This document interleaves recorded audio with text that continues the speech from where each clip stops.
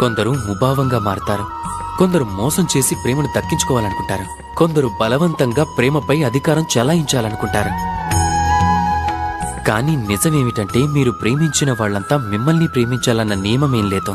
ఎందుకంటే ప్రేమనేది ఒక వస్తువు కాదు, అది రాజ్యమో లేక ధనమో కాదు బలవంతంగా మీ సొంతం చేసుకోవడానికి.